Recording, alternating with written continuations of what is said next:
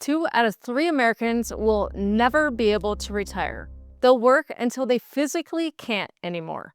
But here's what makes it worse for the LGBTQ plus people. We're starting with 20% less wealth, paying 30% more to live in safe cities, and losing years in discrimination. So if straight cisgender people with all of the advantages that they have can't retire, what is the chance that we can? Here's the truth. Following the same investment advice as everyone else guarantees you'll end up in that 68%. But there are 3 specific changes to how you invest that can make up for that discrimination, the lost years, and the extra costs that we face. And I'm going to show you exactly what they are, because the difference between retiring at 65 and working until you die comes down to the decisions that you make in the next 10 years. Before we dive in, you need to know 3 things that will completely change how you think about investing. First, why the math is rigged against us from the start. And I'm going to show you actual numbers that prove traditional financial planning assumes you have privileges that most of us do not have. Second, the one type of investment account that matters more for LGBTQ plus people than anyone else, because we cannot count on family inheritance to bail us out. And third, this is the most important one, why investing safely in bonds might actually be the riskiest thing that you can do when you're starting 10 years behind on wealth building. But first, let me tell you why this even matters. A few years ago, my friends who are a 35-year-old gay couple in San Francisco, let's call them Marcus and David, they'd been following traditional financial advice, maxing out their Roth IRAs, investing in a balanced portfolio, doing everything right. But when we ran their retirement projections, something didn't add up. So they dug a little bit deeper into their finances, and that's when they realized they were planning to adopt, which cost them $50,000. They lived in the Bay Area because it was safe, paying 3 times what they would in a red state. And neither of them could call their parents for an emergency money. They'd both been cut off when they came out. Therefore, that standard 10% savings rate, it wasn't going to cut it. Now, here's what made this even more complicated. Marcus had transitioned in his early 20s. He'd lost 7 years of career progress due to discrimination and medical expenses. So while the traditional retirement calculators assumed he'd been earning and saving consistently since he was 22, the reality is that he started building wealth at 29.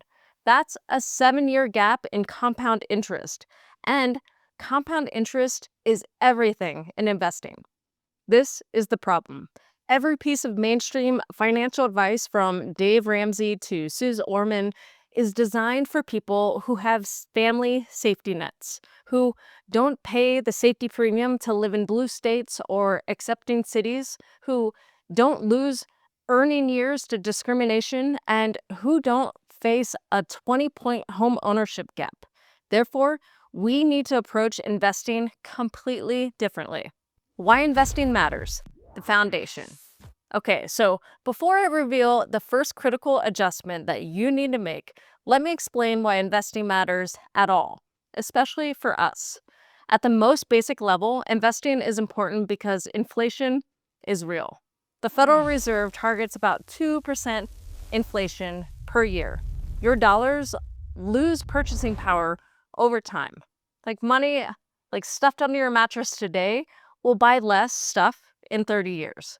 But here's what's different for LGBTQ plus people. We can't afford to just keep pace with inflation. We need to beat it significantly. Why? Because we're starting from behind. 32% of LGBTQ plus people have incomes under $24,000, compared to 24% of non-LGBTQ plus people. 51% of us have struggled to pay for basic necessities like food and housing. Therefore, while a straight cisgender person might be fine with safe investments that just match inflation, we need to make our money work harder. We need growth. And Here's the kicker. Many of us can't rely on inheritance. We can't call mom and dad for a down payment on a house. We are the safety net for our chosen family. So the traditional advice of save 10% and you'll be fine, that's built for people with privileges that we don't have. Understanding stocks and bonds with LGBTQ plus context. Now, here's the opportunity that most queer people miss, and it's costing them the retirement. The opportunity is this: by understanding just two types of investments, stocks and bonds, you can make up for the pay gap and the lost earning years. But you have to understand how they work and why the safe option might actually be dangerous for us. So, what are stocks and bonds? Stocks are pieces of ownerships in companies. When you invest in stocks, you're buying a piece of businesses like Apple, Microsoft, thousands of companies around the world. Historically, US stocks have returned about 10% per year before inflation over the long term. Global stocks have returned about 8% per year before inflation, or 5% after inflation over the last 125 years. But, and this is critical, stocks are volatile. They go up and down dramatically. In 2008, the stock market dropped 37% in 1 year. That is terrifying when you're watching your retirement fund. Bonds, on the other hand, are loans to companies and governments. They're much more stable, they don't bounce around as much day to day, but they have lower returns, much lower, often just barely above inflation. So here's the first critical adjustment that you need to make. For LGBTQ plus investors, especially if you lost earning years to discrimination or spent your 20s on survival instead of saving, bonds might be too safe. Let me show you the math. If you're 30 today, saving 10% of your income and earn a 7% return on stock-heavy portfolio, you can retire at 65 and replace 60% of your income. That's not even including Social Security. But if you earn only 2%, which is what safe bonds might give you, you need to save 50% of your income to get the same return. Think about that. 50% versus 10%. That's the difference between having a life today and not having a life today. Now, here's what that means specifically for us. If you're trans and you lost 5 to 7 years of earning potential, you can't afford to invest safely in bonds. You need stock market working for you to make up for that lost time. If you're a same-sex couple planning to adopt or do IVF, which will cost you $30,000 to $150,000, you need growth investments to build wealth fast enough to fund that and to retire. Therefore, the standard advice of bonds are safer only applies if you have time and family money on your side. We don't. The diversification trap and why it matters more for us. Okay, this next point is even more critical, and it's where most DIY investors destroy their returns without realizing it. Here's the problem. Individual stocks are incredibly risky. Many go to zero. The majority underperform the market average. But picking the winners ahead of time? Nearly impossible. Even professional stock pickers, people who do this for a living with entire research teams, fail to beat the market 80 to 90% of the time. So what's the second critical adjustment? For LGBTQ plus investors who can't afford to lose money on bad bets, diversification isn't optional, it's survival. Here's what I mean. When you diversify, you're spreading your money across thousands of companies in dozens of countries. You're not betting on specifically Tesla or Apple or whatever the hot stock is this year. And here's why this matters more for us. We don't have generational wealth to fall back on if our investments fail. We don't have our parents' house to inherit. We are building wealth that our chosen families will depend on. Therefore, taking concentrated bets on individual stocks, even if your friend made money on them, is a luxury we cannot afford.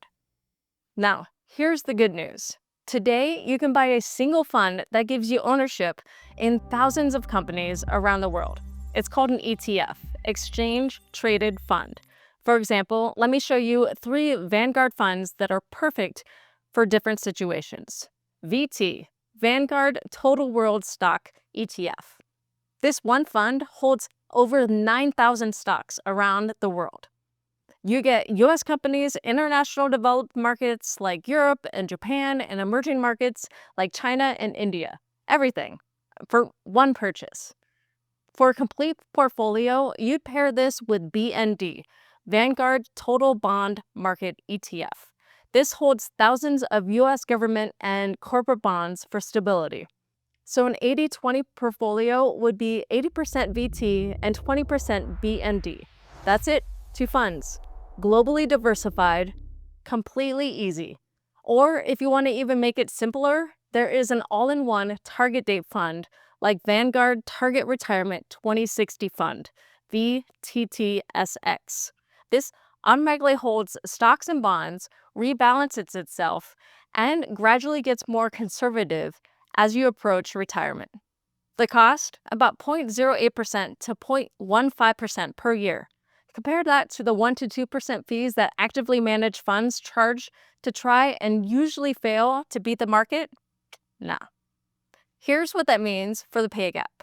If you're earning 90 cents the dollar for your entire career, paying an extra 1.5% in investment fees means you're giving away even more of your already reduced income. Over 30 years on a $500,000 investment, that 1.5% fee difference costs you over $200,000. Therefore, low-cost index funds aren't just smart, they're essentially for making up the ground that we lost to discrimination. Tax-advantaged accounts, the LGBTQ+ priority order. Now, the third adjustment is critical, and this is where I see queer people make the biggest mistakes with our retirement accounts. Here's the situation. In the US, you have access to tax-advantage accounts that can dramatically boost your retirement savings. 401k or 403b offered by your employer. You contribute pre-tax dollars that grow tax-deferred, and you pay taxes when you withdraw them in retirement. Many employers match your contributions. That is free money. Traditional IRA, similar to 401k, but you open it yourself. Tax-deductible contributions, tax withdrawals. Roth IRA, you contribute after-tax dollars, but all the growth and withdrawals are tax-free forever. HSA, Health Savings Account. If you have a high-deductible health plan, this is the most tax-advantaged account that exists. Triple tax benefit. Now, standard advice says max out your 401k match first, then Roth IRA, then back to 401k. But here's why it doesn't work for LGBTQ+ investors. So what's the third critical adjustment? Prioritize Roth accounts more aggressively than standard advice suggests, because we're less likely to have tax-free inheritance to pass along to our families. Here's why this matters. With your traditional 401k or IRA, when you die, your beneficiaries have to withdraw all of the money within 10 years and pay taxes on it at their income tax rate. But with a Roth IRA, your beneficiaries inherit it 100% tax-free. Now think about this through our lens. If you're in a same-sex marriage, your spouse can roll over your Roth IRA into their own and never pay taxes. But if you're unmarried and leaving it to a partner or chosen family member, they'll need to withdraw it in 10 years. Therefore, having more in your Roth account means more of your wealth goes to the people that you love, not the IRS. Here's the order I recommend for LGBTQ+ investors. Number 1, 401k up to the employer match. That is free money. Always take it. Number 2, HSA Max contribution if you're healthy enough for a high deductible plan. Number 3, Roth IRA Max and then back to your 401k or traditional IRA.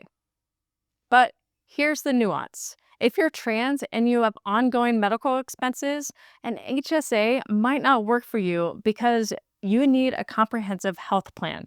That's fine. Skip to the Roth IRA. And if you're high income and phase out of a Roth IRA contributions, which is over $161,000 for single filers this year, look into a backdoor Roth IRA strategy. Asset allocation, the risk you can actually afford. Okay, now we need to talk about the most personal decision in investing. How much should you put in stocks versus bonds? This is where traditional advice completely fails us. Standard financial planning says take 110 or 120 and subtract your age, and that's what percentage that you should have in stocks. So if you're 30, you'd have 80 to 90% in stocks and 10 to 20% in bonds. But here's why that doesn't work for LGBTQ plus investors. First, if you lost earning years to discrimination, you might need to take more risk, not less, to catch up. Second, if you don't have family to bail you out, you need more in emergency savings, not less.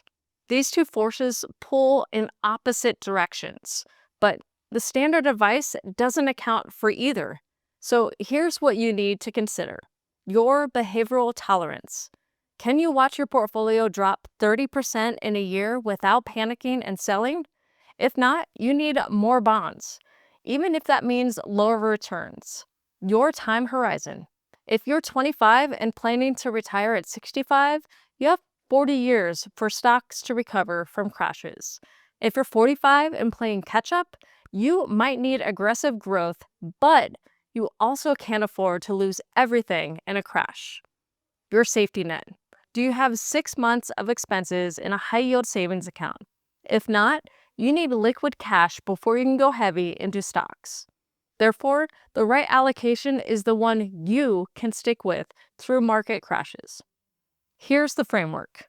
Aggressive, 80 to 90% stocks, 10 to 20% bonds. Who is it for? Younger LGBTQ plus investors with stable income, emergency funds, and long time horizons. Example portfolio: 80% stocks and 20% bonds. Or use the Vanguard Target Retirement 2055 or later.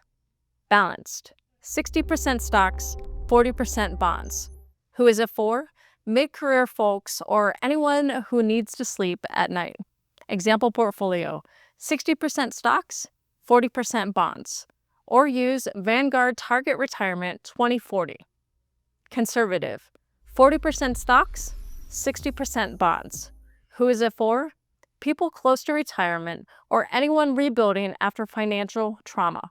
Example portfolio: 40% stocks or 60% bonds. Or use Vanguard Target Retirement 2030 or earlier. The key: pick one based on your reality, not generic age-based rules. And here's something most advisors won't tell you. If you're in your 30s, earning 90 cents on the dollar due to the pay gap, and you pick a safe 60-40 portfolio, you're almost guaranteeing you'll work into your 70s. Therefore, for many LGBTQ plus people, especially younger folks trying to play catch up, 80 to 90% stocks is not aggressive. It's necessary to catch up. Why active management fails and why it matters most for us. Now, here's the final thing that you need to understand, and this is where the financial industry makes billions off people who don't know better. Here's the trap. Somewhere along the way, people started believing that successful investing means picking hot stocks, timing the market, or finding a genius fund manager who can beat everyone else. This is called active management, and it almost never works. Here's the data from S&P's SPIVA report. Over any 15-year period, 92% of actively managed U.S. stock funds fail to beat the S&P 500 index. And the ones that do beat the market in one period rarely do it the next. So you can't even pick the winners ahead of time, but they charge you 1 to 2% per year for the service. And remember, fees compound just like returns. So here's why this matters more for LGBTQ plus investors. If you're earning 90 cents on the dollar and you cannot afford to give 2% per year to a fund manager who's going to underperform, let's do the math. If you invest 10% per year for 30 years at 8% returns with a 0.1% fee, you end up with a $1.13 million. But 1.5% fees, which is typically an active fund, even at the same 8% gross return, you end up with just $887,000. That's a $243,000 difference for doing nothing except choosing the cheaper option. Now think about it through the lens of the pay gap. If you're trans and earning 60 cents on the dollar, you've already lost 40% of your earning potential. You cannot afford to lose another 20% to fees. Therefore, index investing isn't just smart, it is the only option for people who are starting from behind. And here's what's insidious.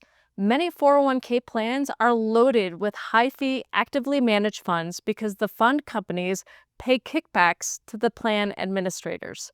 So what's the final critical adjustment? Check your 401k fund options. If these expense ratios are above 0.5%, complain to HR and find the lowest cost index funds available. Every 0.5% in fees is stealing years of your retirement. In your IRA or brokerage account, use Vanguard, Fidelity, or Schwab. Stick to total market index funds. Keep your fees under 0.2% per year. Let the market do the work. You've already fought enough battles. Okay, so let's bring this all together with 3 questions that you need to answer right now. Question 1. Am I saving enough to compensate for the pay gap? If you're earning 90 cents on the dollar, saving 10% isn't enough. You might need 15 to 20% to get the same retirement outcome as someone earning full wages. Run the numbers. If you're 30 and you want to retire at 65 and you're in the 22% tax bracket, you should be putting away at least $700 to $1,000 per month between your 401k and your IRA. Question 2. Is my asset allocation based on my life and not generic advice? If you lost earning years, if you're funding an IVF or adoption, if you don't have family money, if you're building wealth for your chosen family, your allocation should be different than the textbook recommendation. For most LGBTQ plus people under 40, 80 to 90% stocks is not aggressive. It's survival math. Question 3. Am I paying more than 0.5% in investment fees? Log into your 401k right now. Look at the expense ratios. If they're above 0.5%, you're bleeding wealth. In your IRA, if you're not using index funds, you're paying way too much. These 3 questions will determine whether you can retire comfortably or whether you're working into your 70s. Like this video and subscribe if you want to hear more queer money tips. I'll see you next time.